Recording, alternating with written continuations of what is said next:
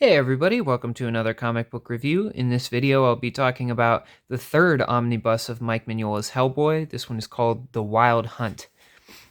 Now, this one might very well be my favorite in the entire Hellboy series.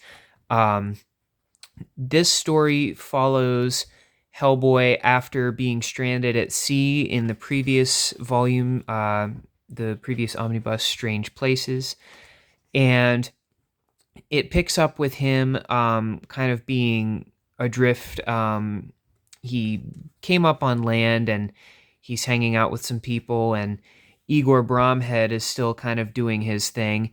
And Hellboy gets mixed up in a whole thing that he never knew he was a part of, where it turns out that he is the direct descendant of a famous king in Britain, and he now has to fight a queen. They call her the Blood Queen, and she was a witch, and he has to fight her as she is sort of coming to power.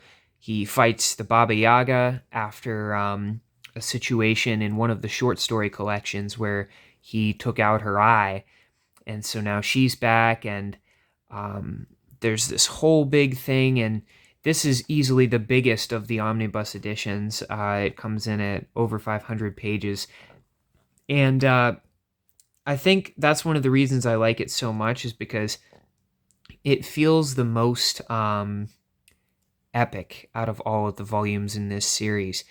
And also, the art in this one, I'm not sure if you're able to tell or not, but almost all of the art in this book is actually not done by Mike Mignola. The art in this book is primarily done by Duncan Fegredo, who is also a Mignola collaborator. He's worked with Mignola before. And in this volume, pretty much all of the art in here, except for a few pages here and there, most of the art in this book is by Fegredo. So it's similar enough to Mike Mignola's art for Hellboy like previously that I didn't notice it at first. And then as it goes on, I started to pick up on little differences here and there from Mike Mignola's art. But Fegredo does a fantastic job of infusing Mignola's style with his own personal style as well. And it lends itself to this big epic story that has multiple like arcs and characters, and this one I felt a lot for Hellboy in this one, because he falls in love with a woman, and you kind of get the sense that their relationship might not end well, because all the tension is building, and there's this big kind of Armageddon that's going to happen, and Hellboy is at the very center of it. And then you also have, of course, the mythological figures that Mignola is so well known for weaving into his stories. You get a lot of them in here. You get Morgan Le Fay and characters from Arthurian legend. You get Queen Mab plays a big part in this one.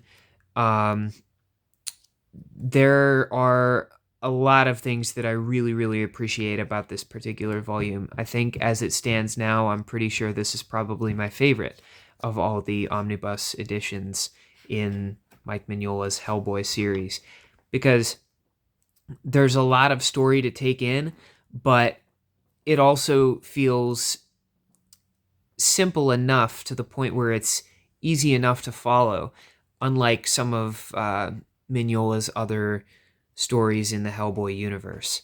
I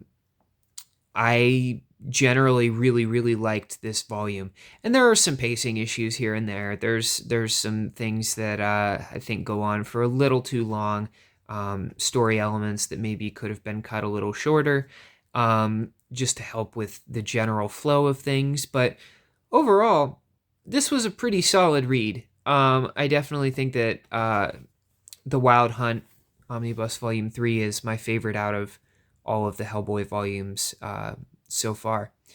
Thank you as always for watching. Those are my thoughts on Hellboy Omnibus Volume 3, The Wild Hunt.